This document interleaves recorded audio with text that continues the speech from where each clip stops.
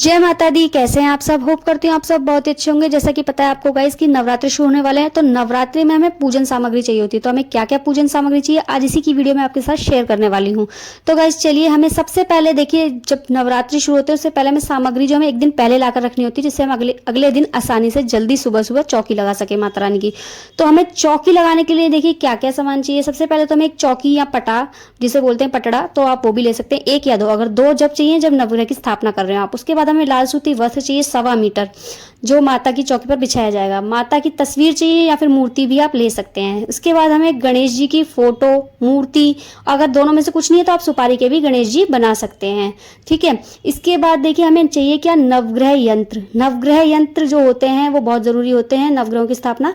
तो आप धातु के भी ले सकते हैं या फिर चावल और 9 सुपारी से मिलाकर भी आप नवग्रह की स्थापना कर सकते हैं। इसके बाद हमें चाहिए माता की लाल चुन्नी, जो कि बड़ी होनी चाहिए, जो तस्वीर पर या मूर्ति जो भी हो आपके पास विग्रह, उस पर आसानी से माँ को उड़ाई जा सके। फिर आपको चाहिए पंचामृत। तो देखिए पहले दिन जो है आप विग्रह स्नान जो कराएं वो पंचामृत से कराएं पहले दिन ही, क्योंकि इसके बाद तो स्थापना हो जाती है। तो पहले दिन आपको जो है पंचामृत से स्नान कराना है माता का। और श्रृंगार सामग्री चाहिए। श्रृंगार सामग्री में आप 16 श्रृंगार भी ले सकते हैं माता के साथ।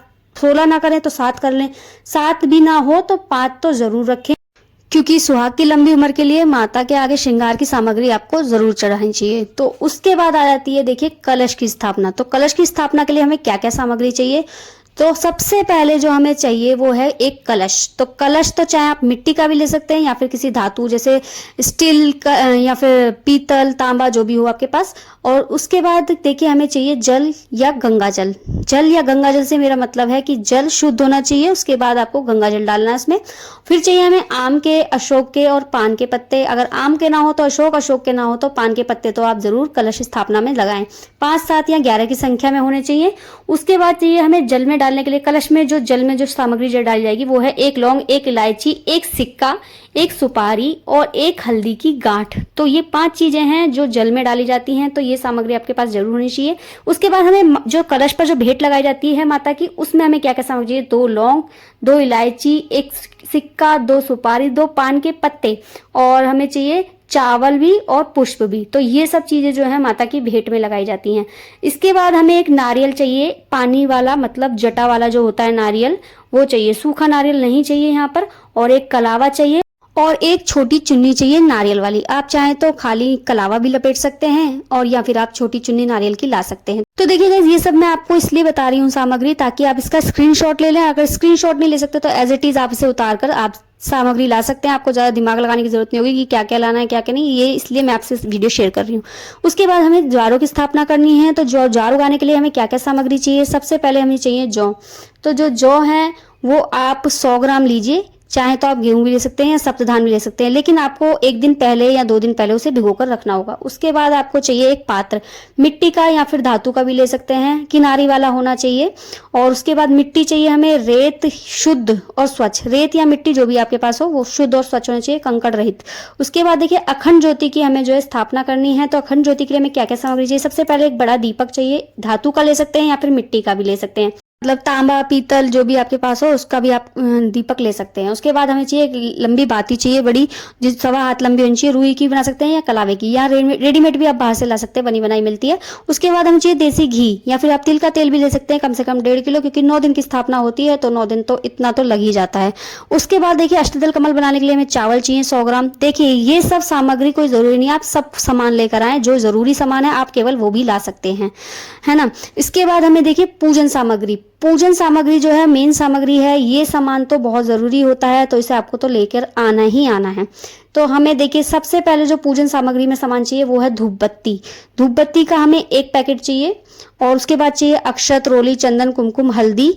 और देखिए अक्षत, रोली ये तो सबके पास होता ही है, वैसे ना भी हो तो आप ला सकते हैं।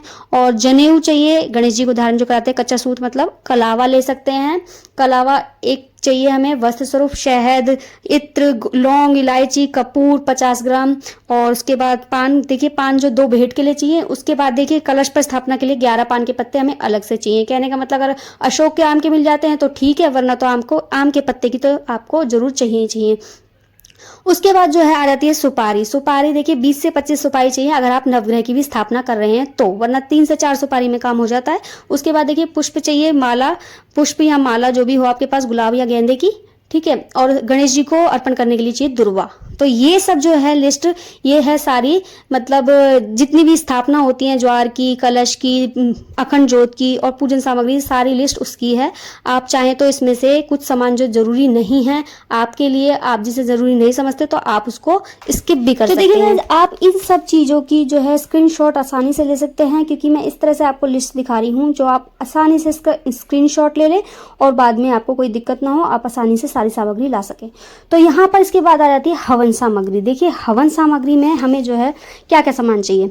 सबसे पहले एक पात्र चाहिए, मिट्टी का ले सकते हैं या फिर हवन कुंड भी ले सकते हैं, या किसी धातु का भी आप कोई पात्र ले सकते हैं। उसके बाद चाहिए गाय के गोबर का उपला, अग्यारी के लिए जो चाहिए होता है। चाहे तो आप आम की लकड़ी भी ले सकते हैं।